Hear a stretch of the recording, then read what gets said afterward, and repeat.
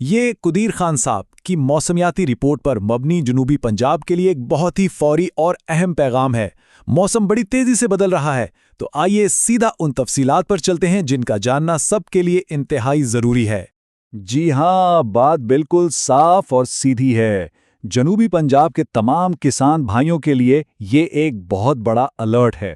اگلے چند منٹوں میں ہم تفصیل سے دیکھیں گے کہ اس کا فصلوں اور حفاظت کے لیے آخر مطلب کیا ہے۔ تو سب سے پہلی اور سب سے اہم بات، ایک شدید موسمی نظام سیدھا ہماری طرف آ رہا ہے، اور یہ کوئی دور کی بات نہیں ہے۔ اس کا خطرہ کل یعنی 18 مارچ سے شروع ہو کر 20 مارچ تک رہے گا۔ اچھا، تو آئیے اس پہلے موسمی سلسلے کی ٹائم لائن کو ذرا دن بدن دیکھتے ہیں۔ 18 مارچ کو بارشوں، آندھیوں اور ژالہ باری کا آغاز ہوگا۔ یہ سلسلہ 19 مارچ کو بھی جاری رہے گا، اور یہاں جو بات تشویش کی ہے وہ یہ کہ درجہ حرارت کم ہونے اور کیپ انڈیکس بڑھنے کی وجہ سے کچھ علاقوں میں بہت مضبوط تھنڈر سیل بننے کا خطرہ ہے، جو موسم کو بہت زیادہ شدت بنا سکتے ہیں۔ 20 مارچ تک یہ نظام اس علاقے سے نکلنا شروع ہو جائے گا۔ تو سوال یہ ہے کہ یہ موسم کہاں کہاں اثر انداز ہوگا؟ دیکھیں، اس نظام کا پھیلاؤ بہت وسیع ہے، جو صادق آباد سے لے کر خانے وال تک ایک بڑے علاقے کو اپنی لپیٹ میں لے سکتا ہے۔ آئیے ذرا دیکھتے ہیں کہ کون سے شہر اور علاقے خاص طور پر خطرے کی زد میں ہیں۔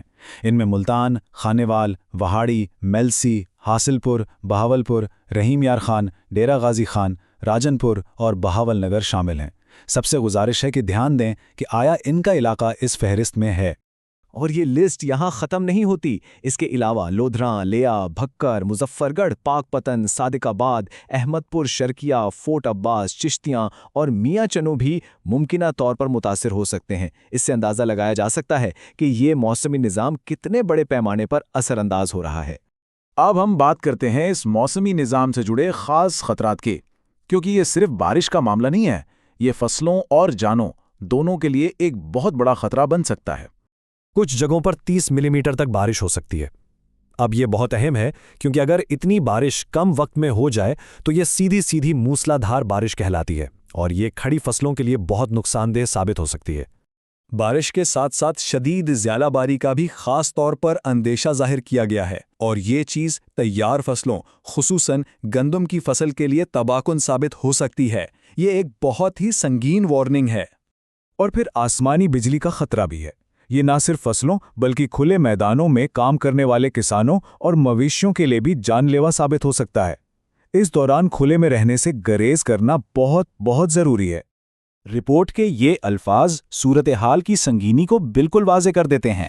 شدید ژالہ باری، آندھی، آسمانی بجلی اور طوفان جنوبی پنجاب میں تیار فصلوں کو شدید نقصان پہنچا سکتے ہیں۔ کسان احتیاط کریں۔ یہ الفاظ خود بتا رہے ہیں کہ صورتحال کتنی نازک ہے۔